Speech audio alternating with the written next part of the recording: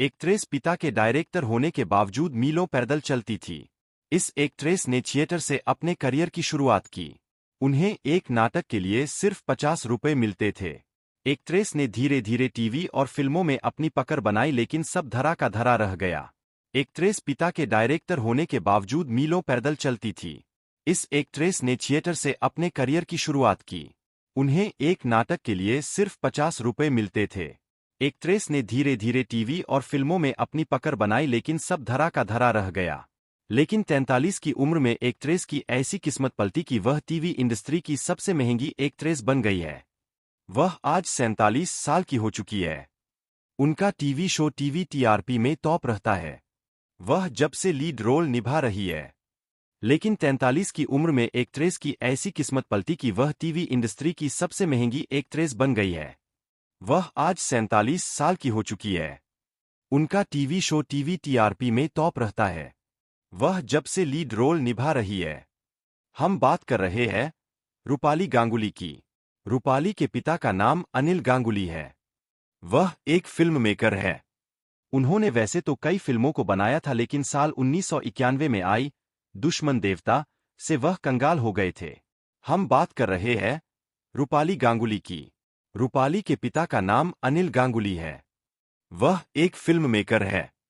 उन्होंने वैसे तो कई फिल्मों को बनाया था, लेकिन साल 1991 में आई दुश्मन देवता से वह कंगाल हो गए थे। दुश्मन देवता बॉक्स ऑफिस पर बुरी तरह फ्लॉप हुई। अनिल गांगुली का सारा पैसा डूब गया। इसके बाद वह आर्थिक तंगी से गुजरने लगे। रूपाली ने मैशेबल इंडिया को दिए इंटरव्यू में अपनी कठिन जर्नी और आर्थिक तंगी के बारे में बताया। दुश्मन देवता बॉक्स ऑफिस पर बुरी तरह फ्लॉप हुई। अनिल गांगुली का सारा पैसा डूब गया। इसके बाद वह आर्थिक तंगी से गुजरने लगे। रूपाली ने मैशेबल इंडिया को दिए इंटरव्यू में अपनी कठिन जर्नी और आर्थिक तंगी के बारे में बताया। रूपाली गांगुली ने कहा, मैं वर्ली से पृथ्वी थिएटर लगभग 15 किलोमीटर की दूरी तक पैदल जाती थी, क्योंकि मेरे पिता की फिल्में फ्लॉप हो गई और हम गरीब हो गए। हमारे पास जो कुछ भी था वह सब बिक गया। मेरे पिता को तनाव के कारण शुगर हो गया और उस समय बहुत सी अन्य चीजें हुईं। हमने सारा पैसा खो दिया। रूपाली गांगुली ने कहा, मैं वर्ली से पृथ्वी थिएटर लगभग 15 किलोमीटर की दूरी तक पैदल जाती थी, क्योंकि मेरे पिता की फिल्में फ्लॉप हो गई और हम गरीब हो गए। हमारे पास जो कुछ भी था वह सब बिक गया।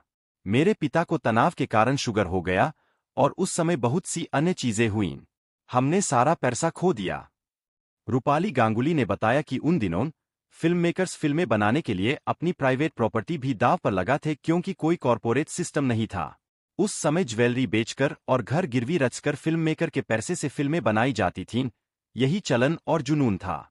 रूपाली गांगुली ने बताया कि उन दिनों फिल्म मेकर्स फिल्में बनाने के लिए अपनी प्राइवेट प्रॉपर्टी भी दांव पर लगा थे, क्योंकि कोई कॉरपोरेट सिस्टम नहीं था। उस समय ज्वेलरी बेचकर और घर गिरवी रखकर फिल्म मेकर के पैसे से फिल्में बनाई जाती थीं।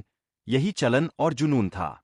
रूपाली गांगुली ने खुलासा किया उनका पहला नाटक पृथ्वी थिएटर में आत्मक था और इसका निर्माण दिनेश ठाकुर ने किया था।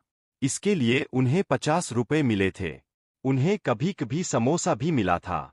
रिपोर्ट्स के मुताबिक रूपाली अब एक एपिसोड के 3 लाख रुपए चार्ज करती है। रूपाली गांगुली ने खुलासा किया उनका पहला नाटक पृथ्वी थिएटर में आत्मक था और इसका निर्माण दिनेश ठाकुर ने किया था। इसके लिए उन्हें 50 रुपए मिले थे।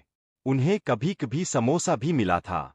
रिपोर्ट्स के मुताबिक रूपाली अब एक एपिसोड के 3 लाख रुपए चार्ज करती है।